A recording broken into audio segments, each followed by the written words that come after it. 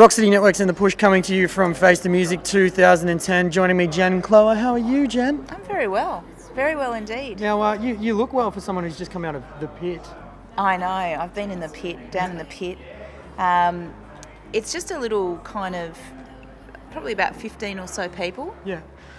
So just a small group. And we were talking about self-management as a musician artist. Mm. Yeah. So there was a good crew. It was packed, and there were people standing sort of outside of the circle, and a lot of interest, which is encouraging. Yeah, it is encouraging. Now, what were the main topics of conversation during that discussion?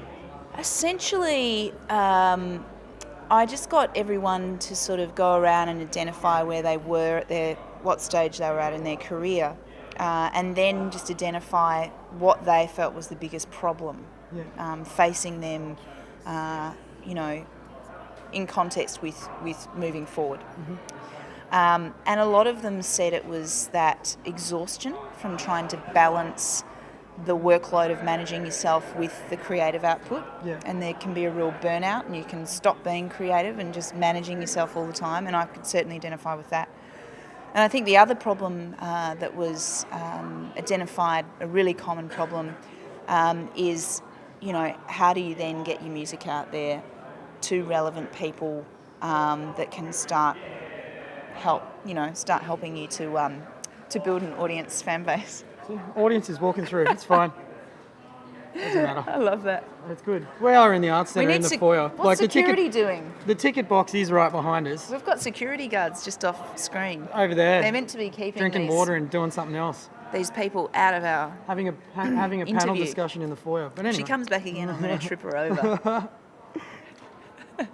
Right. Well, now, where were we? Before we were interrupt? talking about self-management. Yeah. And really, it's a huge need, because there aren't many managers out there who are going to take on someone who is just starting out. Yeah. So if there's no managers out there, who's going to manage you? And that's the sort of thing that I'm trying to get through to people as a self-managed artist myself, is that if you don't learn the skills of music business and managing your own affairs, then you won't survive. Yeah. And I guess teaching yourself and learning those ropes, you're going to be able to identify who is a good manager. Exactly. If you happen to go out and want to get yourself a manager later on. Absolutely. And, the other thing is, once you've built up some kind of career for yourself, I mean, if you're good and people like what you do, and you start to get, build an audience and maybe get a bit of radio airplay, and maybe you get a clip on Rage, and, there's a little bit of those breaks that come along, a few good festivals, whatever. You can just employ someone to sit in an office and give them 2% as opposed to 20% of your income. So I guess what I'm saying is that maybe what we're experiencing is the day of the manager, like the record label, is dead. Yeah. Yeah. Well, the information is there for people to learn now. It's kind of not collated and collected and hidden anymore, is it? Well, that's right. And I think what a lot of people said is they've gone along to these panels throughout the last couple of days at Face the Music, and they can't identify with anything that the people on those panels are saying. It's real pie in the sky. They're sort of telling them, a lot of them said they were told yesterday, and this is fair enough, it's probably the truth, that booking agents were telling them that they won't even listen to music unless a manager brings it to them. And I sort of thought, well, that doesn't seem to have held back people like Gautier or Claire Bowditch or a whole slew of other independent artists who manage themselves from getting out there and having those breaks. So I think there is this kind of breaking trend where in the past a small amount of people held a lot of power. What we're starting to see is, if you as a musician empower yourself, manage your own career, work really hard, it is a lot of hard work, and then have something that everyone wants, they will come to you, and I've seen it happen, we'd love to manage you, you've had Triple J airplay. You're like, why? Why would I employ you as my client? What are you going to do for me? I've already done it. or booking agents that start, promising you the world. And the wonderful thing is that you then get the opportunity, when that success comes through the door, to build a team that supports your vision, as opposed to this whole idea that someone's going to make you famous. I mean, no one believes that shit anymore. Yeah. No, it's fair enough. Completely agree with you. It's good. Not going to get any argument here. And you're also on a panel this afternoon. Lindsay's facilitating. That's right, Lindsay McDougall, otherwise known as the Doctor. Is he the Doctor? The doc. He's the Doctor side of things. Yeah, it's a panel called The Traps and the Trappings. It's a little vague. I'm not quite, which is probably cool because it could go anywhere. Yeah.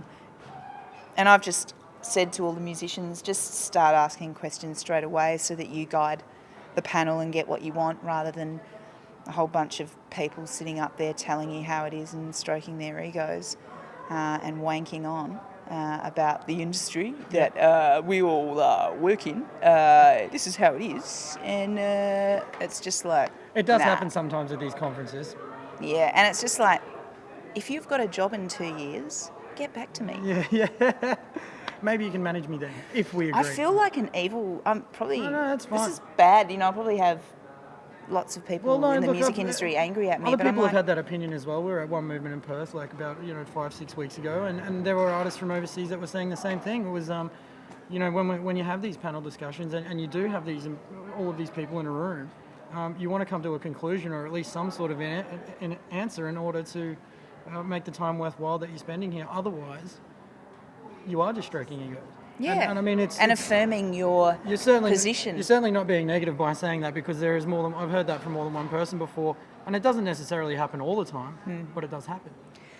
Well, that's right. And look, essentially, we are the music industry. I mean, without musicians and the creatives, the singer-songwriters, you don't have a music industry. I mean, who are these people going to book, tour, promote, release, unless we're there making this product that costs so much time and money? Yeah. We do all of this hard work as artists, and I just think it's time that we turn it around.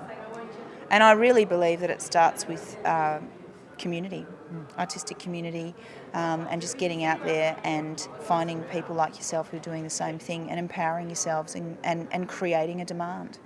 Yeah. It's interesting. I was at the Seed workshop that John, and what an awesome guy, John Butler. I mean, people can bag him out as much as they want, as we do in this country when someone's uncool all of a sudden. But he's the only musician around that I've seen who's offering a scholarship for 20 up-and-coming emerging artist managers to go out and learn more about the music industry so they can empower themselves. I'd rather have 100 John Butlers than one selfish little cocksucker that's, rating well on the ARIA charts. No, very true. You know what I mean? That everyone thinks is amazing. Very true. There were some holes in, there have been some holes in the ARIAs. I mean, am I allowed to say cocksucker? You can say whatever you like. Good. Really. Cocksucker. Yeah, there you go. I don't think John Butler's a cocksucker, by the way. I think no. he's a dude. But that's my point, is that that's where the future's at, is community, networking, bringing the power back to us, because we do have a lot of power. Yeah. We do have a lot of power now. As we've been, banging on about for the last the music industry is changing and it's gone digital and it's all about marketing and promoting yourself online and it's all this, that and the other. Well, actually, that's quite true. And I don't need somebody from a big booking agency or a big publishing group to tell me that. Yeah, no, it's fair enough. Now, let's get on to you. Let's Me? get on to you. Let's get on to see what are you doing over the next 6 to 12 months so we can follow you and see where you're headed. Well, first and foremost, and what I've been really talking about a lot here, is I'm starting a new business called iManageMyMusic.com. I Manage My Music, and it will be offering workshops to small groups of self-managed artists to come along and just find out what the next steps they need to take are. Yeah. So that's one of my projects. And the other one is just continuing to write for my third album. So I've been doing a lot of co-writing, which has been great, and just sort of finding what the next album might be like. I'm not really sure yet, so just doing a lot of writing and enjoying it. Yeah. Let the music find you. That's right. I like that. There you go. That's good. It is. Well, I guess it's just let it find you. It'll find you sooner or later. No point. Exactly. No point in pushing too hard. Just be an open channel. That's it. Fantastic. All right, Jen. Well, thank you very much for the chat. It's been insightful.